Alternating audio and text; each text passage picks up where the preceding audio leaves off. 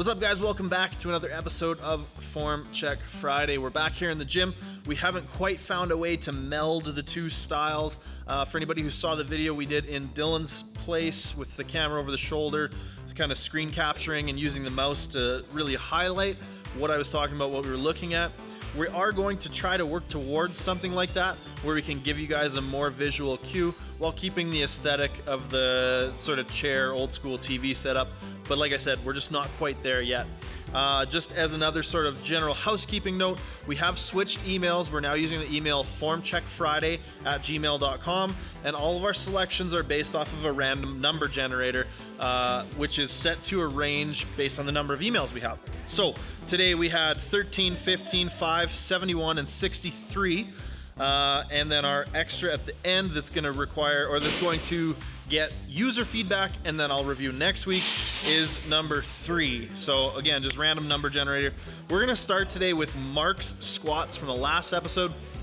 Now, I think I had some comments that were a little bit confused, thinking I was just going to leave the whole critique of the last person's video to our subscribership and not comment on it myself. That's not how this is going to work. What's going to happen is I'm going to set the video up at the end of this video, and then what's going to happen is you guys will have a week to comment, etc. And then in the next video, I'll come back and give my feedback on it. So whoever gets chosen as our 6th submission, you're not going to miss out on my feedback. You're simply going to be critiqued by me in the following week's video. Anyways, that's enough blabbing from me. Let's get right down to it today. So starting off with Mark's squats from last week. Now, most of the comments were actually quite accurate in that I think the biggest thing is, or one of the biggest things is a little bit of rushing it, a little bit of looseness in the bottom. There were some tempo squats and some pause squats recommended. I definitely agree with those recommendations. Another thing that I didn't see touched on in the comments that I thought was a very sort of prominent mistake in Mark's squat was a fair bit of overextension. And I think this is in part what's leading to that little bit of a lumbar dump or pelvic tilt or butt wink, whatever you want to call it. But it looks like as he's getting to the bottom of the squat, his hips are kind of dumping underneath. He's getting some flexion in his lumbar spine, and I think that's because he's starting in a position of overextension, opening the scissor, if you will, and kind of driving the ribs up and the chest up and looking up. I think if we could get you to clamp the ribs down a little bit more, keep the torso glued together as a whole unit, nice and rigid throughout the entire musculature of the core, I think that's gonna let you squat without seeing that sort of, that little bit of lumbar flexion in the bottom. Another thing, one final thing on that note would be to potentially look at a heeled lifting shoe. And one way you can try that out without investing in anything is just take some 5-pound plates or 2.5-pound plates, put them under your heels, walk your squat out so that they're about halfway under your foot, and try squatting with a little bit of an elevated heel, see if that helps. So that's my critique for Mark. Now we're gonna get to the rest of the episode for today. Also, I want to take 2 seconds just before we get into the next video to thank everybody who commented. There was a lot of really good, really constructive advice and criticisms in the comments, and I think there were almost 150 comments on the video. So a lot of people trying to participate, trying to contribute, and that's really, really awesome to see. Again, it just kind of highlights how awesome and fantastic you guys are as the community that we've kind of created here. So thank you for all of your submissions and your help and your genuine want to try to benefit other lifters. It's awesome to see. So our first submission comes from Ryan Edwards, and it is some squats. Now Ryan Edwards, he's squatting low bar in this video and debating the switch to high bar because it feels a little bit more comfortable. Now, when you say that high bar feels more comfortable, that really doesn't surprise me given you've got a rather high bar style of squatting. You're very knees forward, you loosen a fair bit in the bottom relying on stretch reflex, and very much are trying to stay very upright. I think if you're to stick with low bar, you're gonna need to be more comfortable leaning forward just a little bit, pushing the hips and your weight generally back just a little bit further, as well as being a little bit more patient into and out of the hole, worrying a little bit more about positioning and less about trying to take advantage of the stretch reflex. We'll notice as the set wears on here, that dip into the bottom becomes less and less productive, and we end up getting pulled forward more and more by virtue of trying to stay so upright into the bottom. I think if you allow yourself to lean with a low bar, that's going to be one of the biggest things you can do, as well as being a little bit more controlled into and out of the bottom position. Or in the case of high bar, it's probably going to feel very natural to squat and to continue squatting the way that you are. So those would be your two options. You can kind of weigh that out. And honestly, I would maybe even perform both at the same time, run them simultaneously throughout a program, and see which one starts to take off and starts to outrun the other in terms of strength, comfort, you know, and just generally feeling like a good squat. Our next submission comes from Zach Gehrig. This is submission number 15. And Zach's doing some deadlifts here. So he gave me a good bit of background and context on his deadlifts. He says he feels like a lot of times they're very inconsistent. He says his mobility is quite bad. And that as a result of that, it feels like his back's really rounding out. Now, the first thing I would say is, Zach, you're being a little bit hypercritical because these look quite good. If I were to be nitpicky, which is kind of the nature of this show, I would have to say that you're rushing it a little bit off the floor. What I would like to try to see a little more of is patience.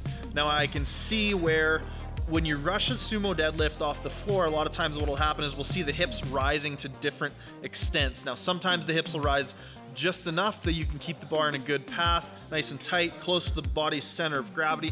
And other times if you rush, it's gonna put the bar a little bit too far away. You're gonna feel like you're pulled forward, and that weight's gonna shift away from the center of gravity of the body.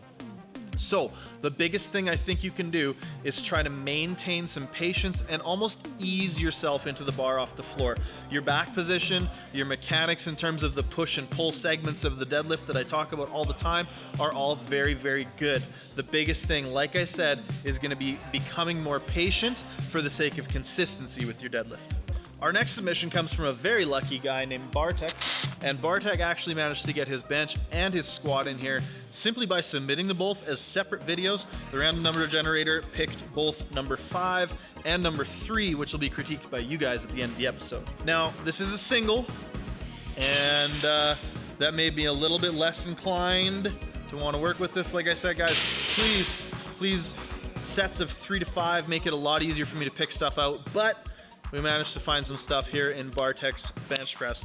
So number one thing, you're a classically over-tucked lifter. So we're seeing that elbow too far in front of the bar on the way down, potentially lead to some elbow tendonitis type issues in the future. But the biggest thing there is it's gonna make it hard to get your elbows consistently back under the bar and produce a very efficient bar path by creating that sort of back then up movement. Now, if the elbows are too far in front, the elbows are gonna have to move a fair bit to get back under the bar, and what that's gonna do is it's gonna increase the odds of the shoulder coming out of position as the elbow moves. Unless you're very, very good at locking the shoulders into position, we're gonna see that elbow joint sometimes start to take the shoulders out of position, and you can see the press is a little bit shaky simply because of that fact. So on your descent, I would tuck your elbows less, and that should fix probably a lot of the things that are wrong with that. Make sure that the first movement off the chest is back, and then push straight up and through. That's honestly the biggest critique I have there. So let's work on not being so over-tucked, my man. Our next video is from Luke Robinson, and Luke is doing some bench press here. Now, the biggest thing I'm noticing is a little bit of inconsistency in your touch. So what's happening is you're coming down, you're loosening, you're allowing the weight of the bar to rest on your chest instead of keeping the weight in your hands, and that's causing you to be inconsistent with your press. What I mean by inconsistent with your press is that your shoulder blades are shifting as you initiate the press. What we want to see is we want to see the shoulder blades in a consistent position. We want to see a consistent amount of pressure through the hands and the chest from rep to rep, and we want to see the shoulder blades maintain position as you initiate the press. Those are the 3 things that are kind of not working here. As a result of the fact that you're sinking the bar into your chest, the shoulder blades are loosening during the pause. And when you're coming off the chest, now the shoulder blades are rising or becoming elevated. Elevation, depression, elevation, depression. The shoulder blades are becoming elevated to a different extent on each rep. Now, ideally, we're gonna try to limit the variance between reps, try to become more consistent, and I think that's going to be done by modifying your touch. What I'd like for you to do is try to reach your chest up to the bar, use a little bit of a lighter touch, try not to sink the bar so much into the chest, or if you are gonna sink the bar, maintain better tightness around the shoulder blade and don't allow the shoulder blade to relax if you're gonna sink a little bit. So our last submission that I'm gonna look at today is gonna be some squats from a guy named Alexandra in Romania. So this is a side angle of his squats. Now, honestly, your squat looks great. It's a very standard high bar kind of mechanics. He says he dislocated his shoulder about three years ago. And since then, it feels a little bit unbalanced in his squats. Now, one thing that I would try to play with in terms of getting the bar to feel more balanced is maybe playing with a thumbs over grip and then playing with the width of your grip as well to try to make sure that we're able to lock in that shelf of the upper back. Now, one of the biggest reasons that I think squats become unbalanced in the upper back is a general lack of tightness in the shoulder blades. So I really want you to focus on pulling those shoulder blades back and down without overextending, because you're doing a good job with your torso and your trunk right now. So I would work on those few things. But in terms of your squat mechanics, honestly, this is a front view now of the same squats. 75%, I think, for some sets of 5. 75% for sets of 5. There might be a little bit of a tendency to get a tiny bit pulled forward on a few of these reps that we might have seen on the side angle.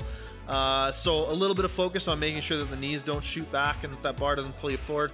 But it's very, very minor, not something that I would, suggest would be an issue at all.